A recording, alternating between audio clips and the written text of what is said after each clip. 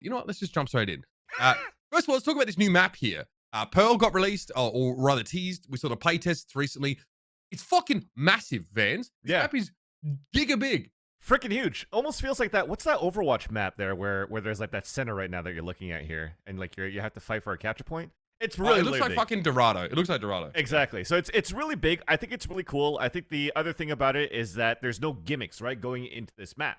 You know, there's no ropes, there's no center defender spawn. You actually get to play as basic as possible, and where the gimmicks is actually going to be the composition coming out with your team. So that is going to be the fun one that teams are going to have to develop to dominate on this map. I'm looking forward to it.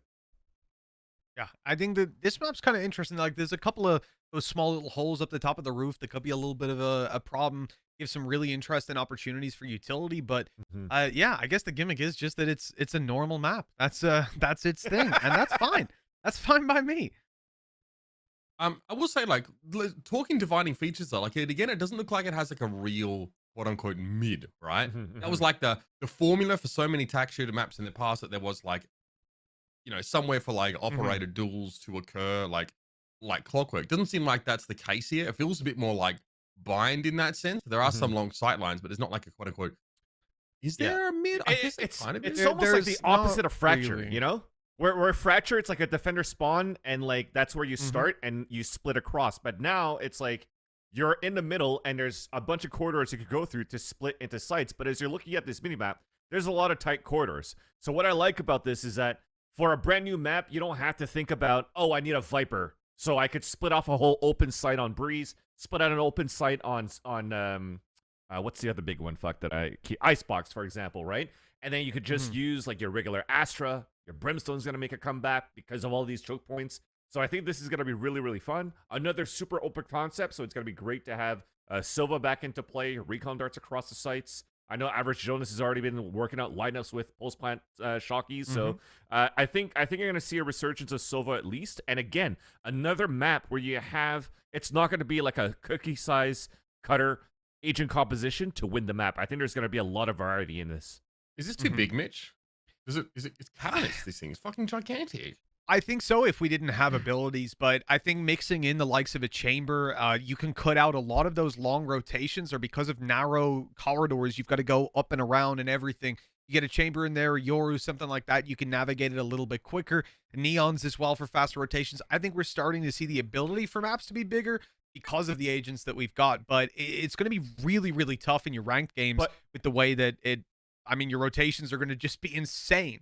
That's the fun part, though, that your hallways and your corridors are actually quite large, because that's where most of the pain points were against your operas, right? When it's tight corridors, it's easy to op. Now your smokes also doesn't take as much space, so you really need to work your teamwork and the training space to be able to get these frag wins.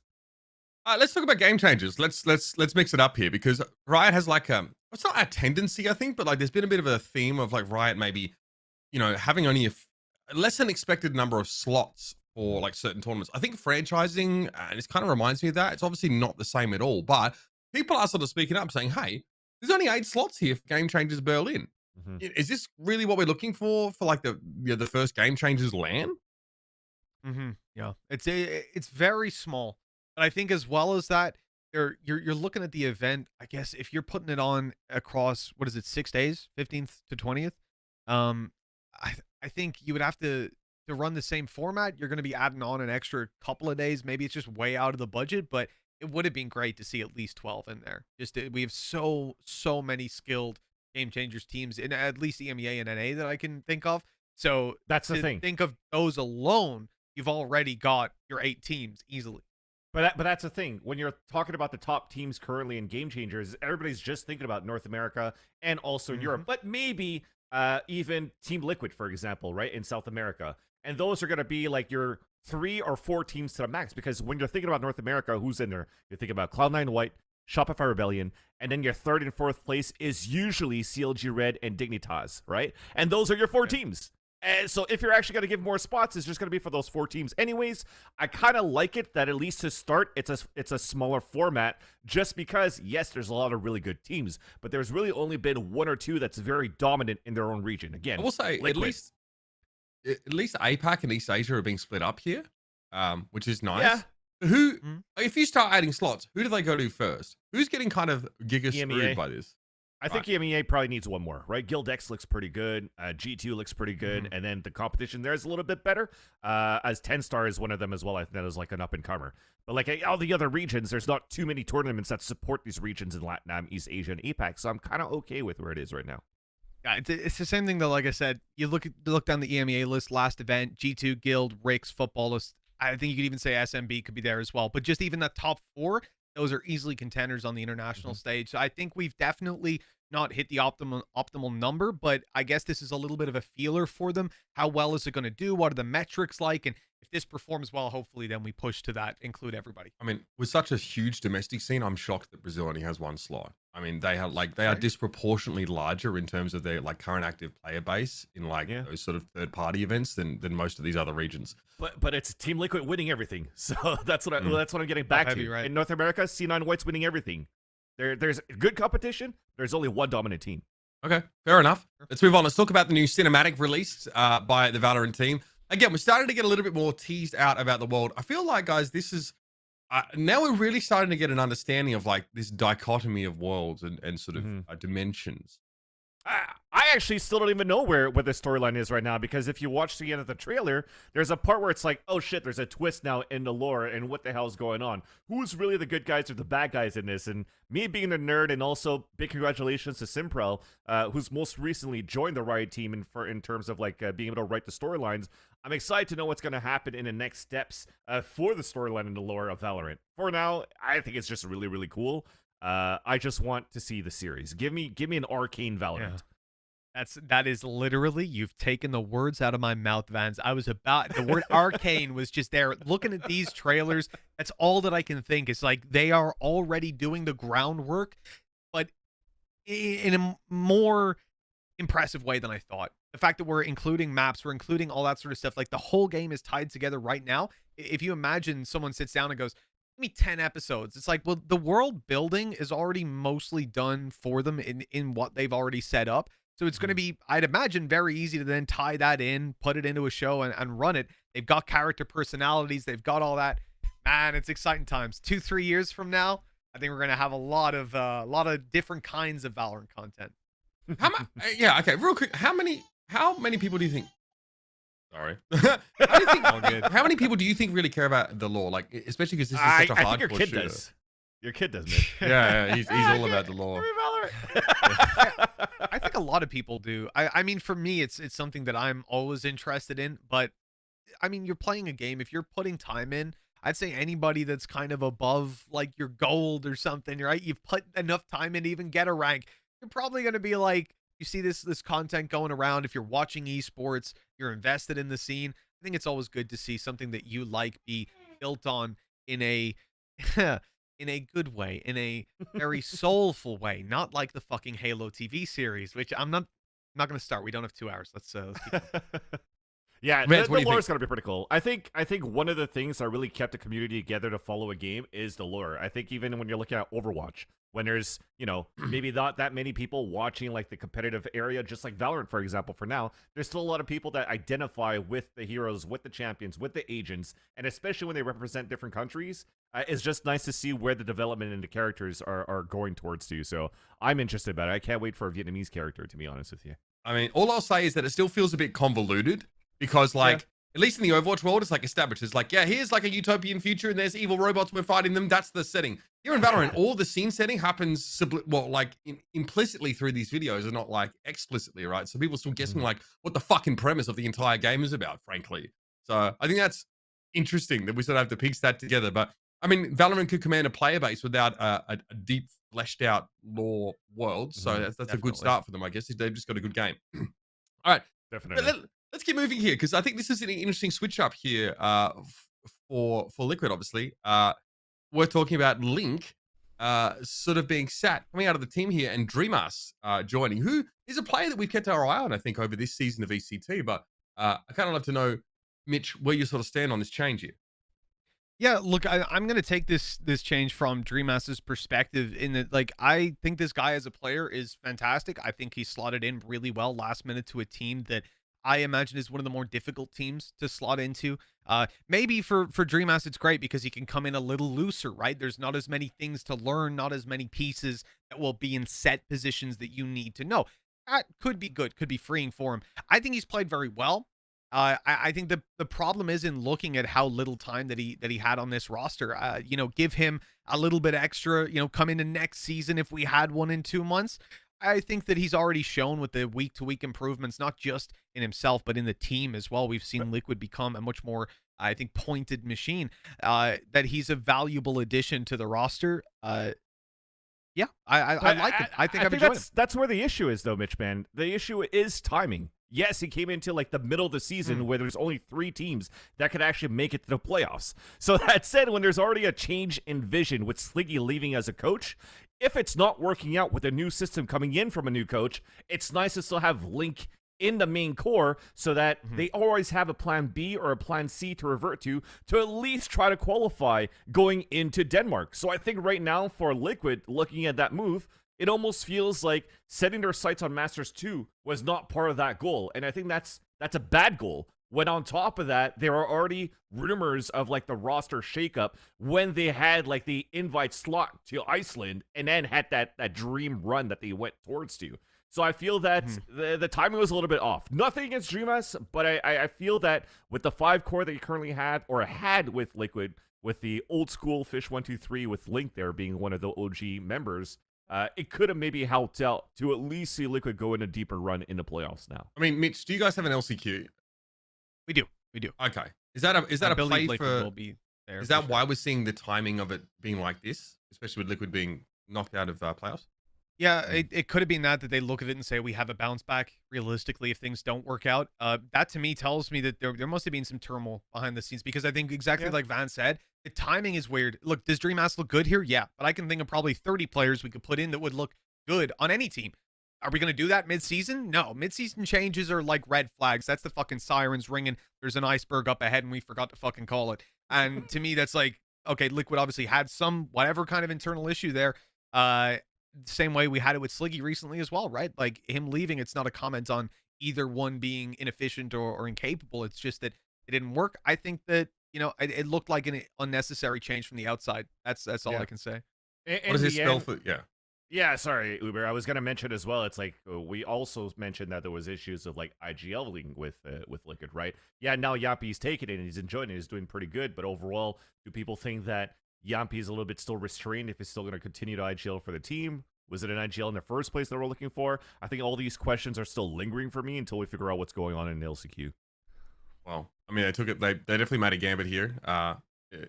If you'll excuse the pun, obviously, to try and make the changes at this point. Didn't work out. But I have a chance for the LCQ. Let's talk about other teams that can qualify through LCQ. How about fucking Chinese Valorant teams? Yeah, heard about any of those guys?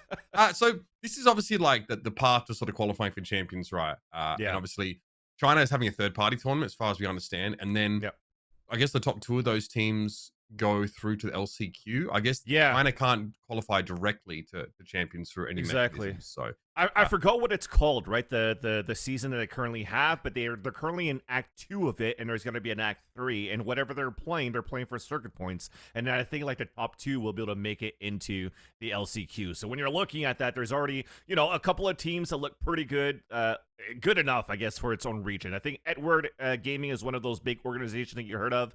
WNV doesn't exist anymore, but Tai Lu, actually for CSGO fame, is also participating in these tournaments, but they've always been around 10 to 12th place in every single one of these acts, with the highest one being like 6th to 8th. So the competition itself looks great within the region, but is it going to be a region that could contend and compete against the world at champions? I don't think so. Just from that clip that you saw. The game's not out in China, right?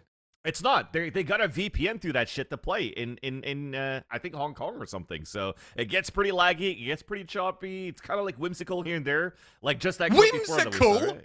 Yeah, it's. What the fuck's whimsical about an authoritarian government preventing you from playing games? Listen, man. I mean, you probably heard whimsical from Brendan's Sideshow when you're casting with them from Overwatch. It bled over to Valorant, so now I'm saying whimsical all the time. I hope they at least used the term better than you just did. Holy fucking shit, honestly.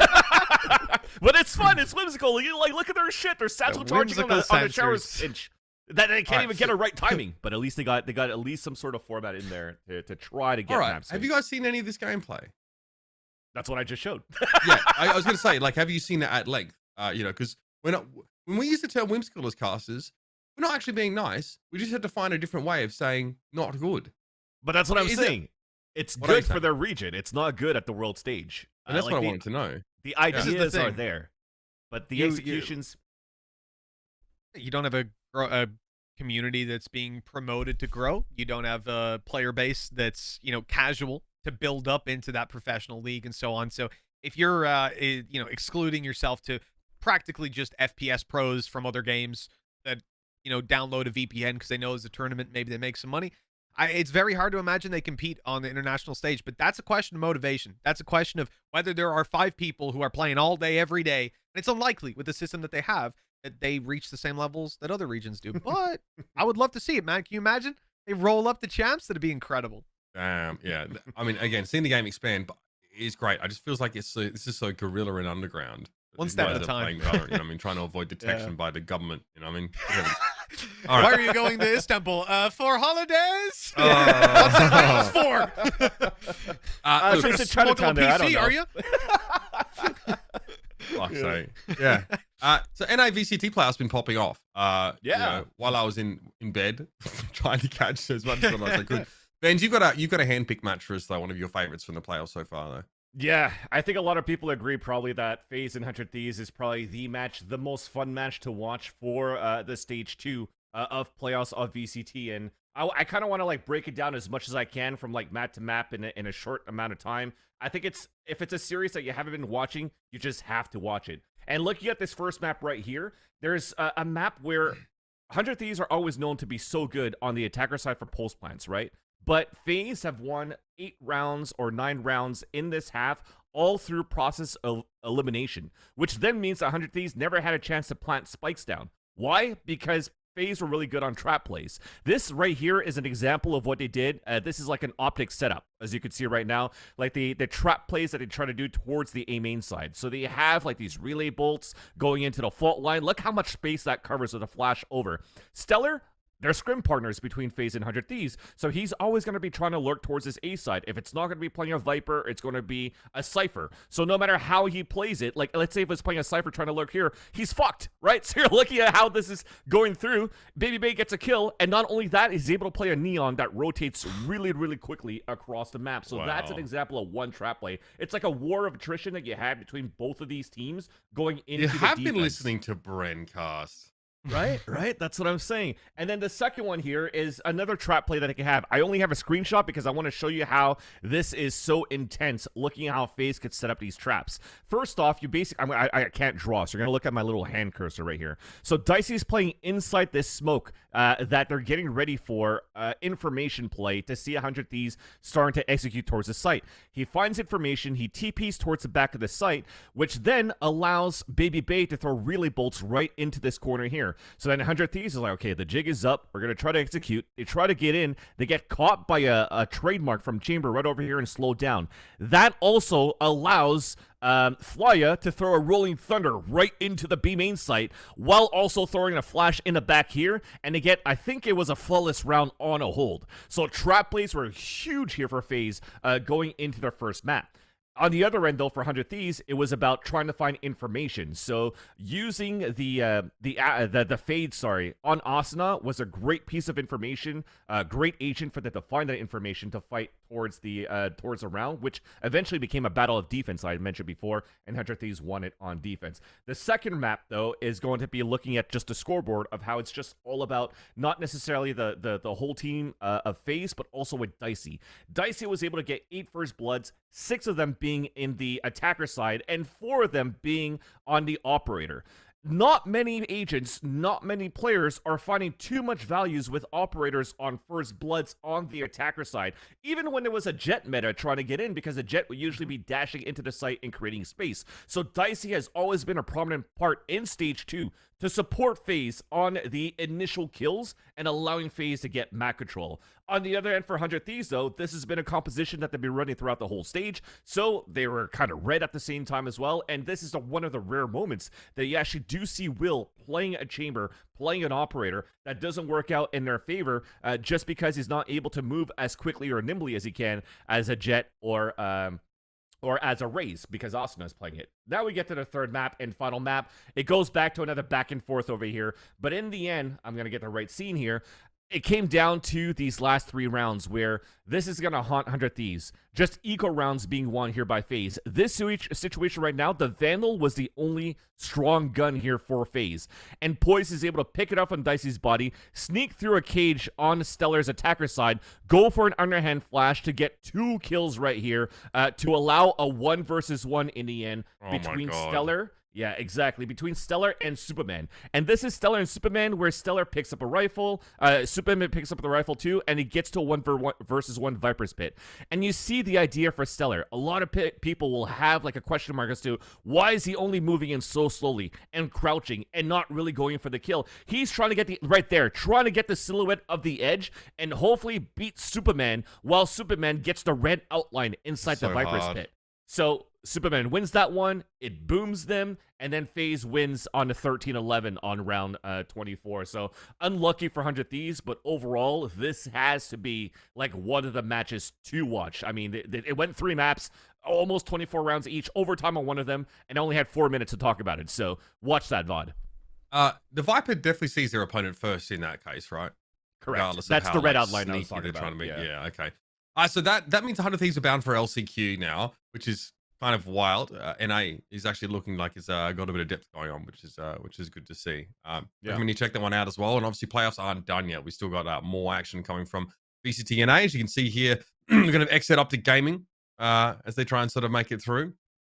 And again, looking to see those 2 teams, excuse me, clash in that upper bracket final. Let's move on. Let's talk about a notable departure here. And this ties into our interview later on. We're chatting to Zotek later in the show, but before that, obviously, it's announced that Anidro is stepping down from the Cloud9 white roster and sort of moving into more of a content creator role. Now, I mean, I think it's safe to say that Annie is like a key component of this Cloud9 white dominance in the region, right? Basically, from the get-go. So, pretty big loss for this team. And I think they were IGLing on us. No, obviously, Mel was IGLing here, but I know that, in terms of solo play, Annie was called upon quite often to get it done. Yep, agreed. I think this kind of sucks for Cloud9, but as we'll talk about it later when we'll have Zotek on, Bob is a great addition to the roster as well. But you get to see her in, I'm going to TLDR this clip. Basically, Annie Joel, she loves to stream, right? So she loves doing content creation, variety streaming. Unfortunately, though, when it gets to a point where there's going to be, too many agents coming out, another extra map coming in, the meta changing almost drastically every month or 2, there's just a lot of time you have to commit into the server. And that means usually if you want to have a work-life balance, technically you should have less time for practice and then more on your leisure, which is going to be your content creation. Yeah. But now it's starting to overtake and overflow into that time where Annie had to make a decision, and it's fully respected. I think it's always great to talk about your mental and physical health and not talk about these burnouts or not risk these burnouts, and it's good that she's taken that choice. Honestly, I feel like Valorant is like the new arena for the kind of semi-toxic grind culture to be displayed. Like this generation's sort of fixation with like obsessive grind and the requirement of that as well. Is it really possible anymore to like stay competitive in a game like Valorant where like your maps and agent pool is expanding and be able to stream at the same time? Because this is the same fucking story we're seeing told over and over again. At least in Annie's case, she realizes she doesn't want to be a pro player. Like she recognizes that it's just not realistic, but there are a lot of pro players that aren't willing to face this fact. Yeah. I mean, I think for the most part, it comes down to like the kind of person that you are. I know some people like, let's take Jonas as an example. He is literally the best example of this. The dude streams like 10 hours every day, like 8 to 10 hours every fucking day.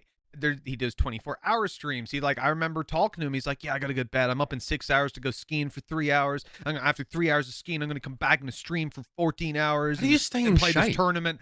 And stay in shape. But I mean, that's the skiing, right? But this guy, like, he is nonstop every single day. And I think that if it came down to it, Jonas puts his mind to it, he could 100% survive in an environment like that. I don't think I could. And I think that that's where like it comes back to, it depends what kind of person you are. Back when we were on Alliance, when I was on Alliance, sorry, Looker was, he was streaming pretty much every day. Not pretty much. I think he did stream every single night. He was streaming for hours and hours playing ranked. If he wasn't streaming ranked, he was playing ranked. If he wasn't playing ranked, he was in scrims or in officials. Like, this guy was living the game, and that's fine for some people. I don't think it was something that he was putting himself through for the culture, the grind. It's just the way that he worked. But I would say for the vast majority of people, it's way, way too much to take The on. trick is to stay single and childless. That's really it. Yeah, hell yeah. Don't start a family, don't have a house, don't go outside. Don't do any of that. Easy. That's one thing. I think the other thing too, which is why like it kind of sucks that this might be one of the ways to fix it, is also looking at the franchising too, right? Because the franchising, then if you're actually part of the system, you've grinded, you've made it, you don't have to like go into like, oh, I have to practice for an extra like 8 to 10 hours every single day, possibly because I only have a 3-day tournament to try to qualify to Masters. This time it goes back to a format of 5 weeks where, okay, I have 1 full week to practice against a team, specifically on that team, specifically on certain maps. I think you're able to have a little bit more breathing room than you usually would if you had to grind that full mindset of like the 7 maps for a 3-day tournament. All right, let's crack on a little bit here as well. I think it's just another sort of chapter in the emerging story, I think, of, a lot of these players sort of deciding what it is that they sort of prefer to do. I think Annie was a prolific Overwatch streamer as well before her Valorant career kicked off. So it kind of makes sense to return there. All right, Mitch, you're up. Let's talk about EMEA playoffs so far and some of your favorite moments. Okay, let's go. So we're going to start off. The game that we're looking at this week is FPX against Fnatic. I mean, it has to be. It's a historic matchup. And last time was kind of weird. So this time around, we were hoping. So if you don't remember, it was like 2 super one-sided maps. And then I think we finished things off on Icebox where FPX took it. Now, that was week 1 from what I remember. And Fnatic, over time, they got a little bit better. They've made roster changes. They've got Enzo. They've got Alpha Air.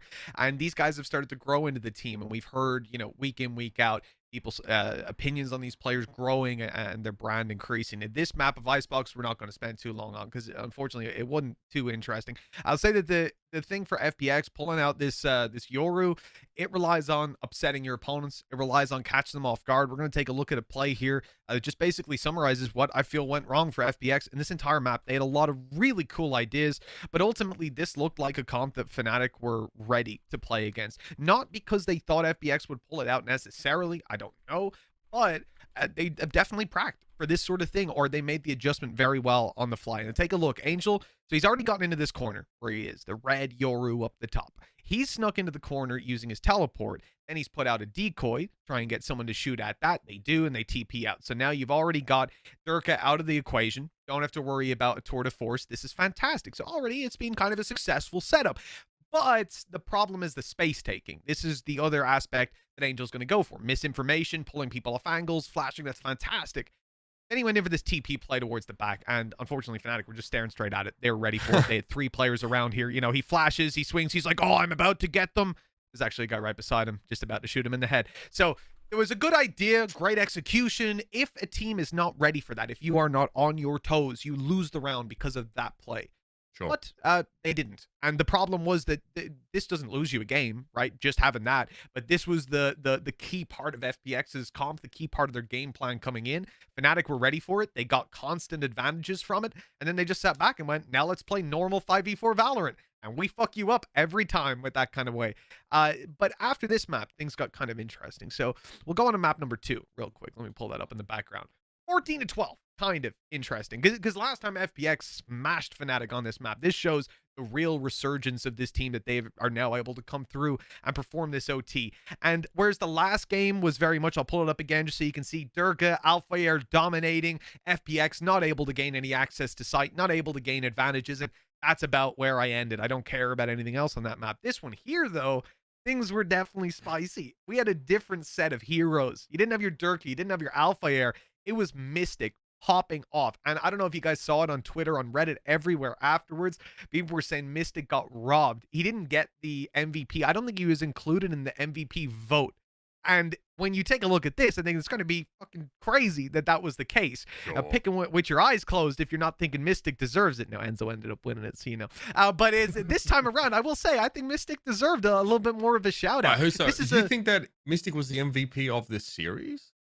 I think Mystic was at least entitled one of those 3 spots in the vote, let's say, for the people to decide at home. And looking at Twitter, looking at the poll, all of the replies were just Mystic got robbed. Where's Mystic? Where's Mystic? So I think at that point, I think he would have won it based on the community response had he been in there. And it was flashy plays like this, man. He got left in this clutch scenario. He peeks in, kills Artis. Artis, by the way, I don't know if I can, I won't hide this because I might have to restart it, but Artis was doing really well this map. And he peeks right into him with that flash, takes him down. And then we'll continue it on. I have to find the play button again. Not used to this.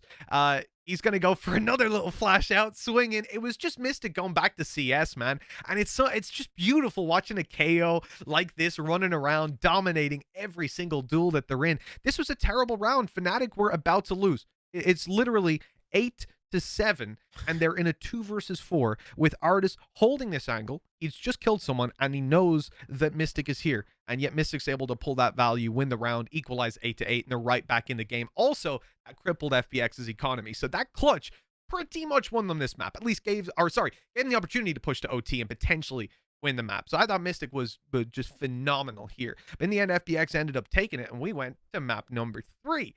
Now, map number 3, you can see that Fnatic had quite a strong defensive side, and I mean, quite a strong top of the scoreboard as well, if I'm telling the truth. I mean, mon petit chéri Enzo, he's looking absolutely insane. Let's take a look at one of the plays that he was able to pull off. I mean, so again, let's pause it up here.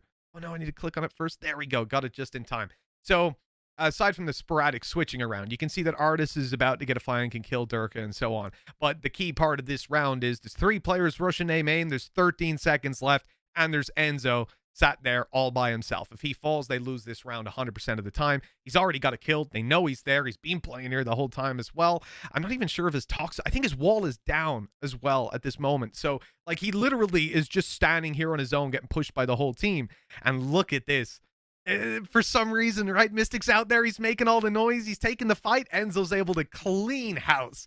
And he ends up winning the round off of time alone, just running the clock all the way down. Combined with, you know, his play here, which, I mean, this is a pretty easy one. It's a clutch. But it was his utility usage, particularly his fade. I think his fade is possibly, I mean, look, it's coming from me, so I know it's always going to be take it with a fistful assault, but I think his fade is probably one of the best we've got in EMEA, if not the best, and it's backed up by the stats as well. So that's a reason that some people are out there tweeting that, you know, the best, what's it? I can't remember the exact tweet. It was like, there's a player out there who has who has improved the most, and it was single-handedly improved a team after joining, and they said, like, guess who it is? And sure enough, it was Enzo after he joined Fnatic, and the results speak for themselves. This team is undefeated. They are absolutely dominating, and even the likes of FBX can't take them down. I think Fnatic might just be winning Masters. I mean, I don't know. Maybe it's too early to call that, but I already did, so unlucky. Yeah, let's stay in that lane then. Let's talk about the rest of this EMEA playoffs then, Mitch. Obviously, you get 3 teams. You get 3 teams that go to Masters, 3 slots from the EMEA. So obviously, world champs. So really, the winner of the upper final is guaranteed, right? A spot at Masters. So the participants of the upper final are guaranteed. So Guild and Fnatic are already through because they'll go to lower final, which is already top 3. So basically, the only slot left to be decided is FPX and Mech. One of those teams will be going forward, and either way, it's going to be a tremendous loss for whichever one goes down. But I think Mech have had a really shaky season, and FPX have had, you know, their reasons as well. But they're looking better to me nowadays, and they eliminated. I mean, the teams that are already out, Team Liquid and Ascend, literal world champions, are out of here, and we're potentially about to lose the Masters 3 champions as well. So this is a real changing of the guard in EMEA, and we're feeling it definitively right now. That is, unless Mac decide to just reverse sweep and take top spot. I mean, for me, it's got to be Guild, Fnatic, and FPX that get through, right? I don't really feel like it. I'm with you. We on the same page, Vance? Yeah, I'm on the same page. I think even Fnatic, for me, probably has that #1 seed. They're probably going to be the ones that are going to win the EMEA playoffs, too. They've been just looking too good right now. The latest additions have been unstoppable forces for the team. On top of that, as you know, we give a lot of credit to Enzo that it'll freeze a lot of space into like Boaster being able to support the team a little bit more as like KO, the flex, and also call for the team. I think the equation right now for the success is actually quite high for Fnatic to win. Third one, I'd probably go with, or second one, I'd probably go FPX. Actually, I still believe that they have what it takes to be like a really, really good second place team right now in the EMEA playoffs. Yeah. Let's talk about seeding. How important is it out of 3 Very. qualifying teams to get that first seed? There it is. Yeah, that's the thing. I spoke to some of the players, and I think the vibe is essentially like it's very important because we don't know how important it is. But last time the teams got to skip a week, I think the feedback from that, from what I understand, was that that's maybe a disadvantage from the teams that went in. They were like, ask the fucking guard. yeah. So I'm not sure that's maybe you're like, hey, second place could be a good happy medium. But no, I think realistically, the first place, you're going to imagine that it's either going to be the same, which I think some teams will like, some teams won't.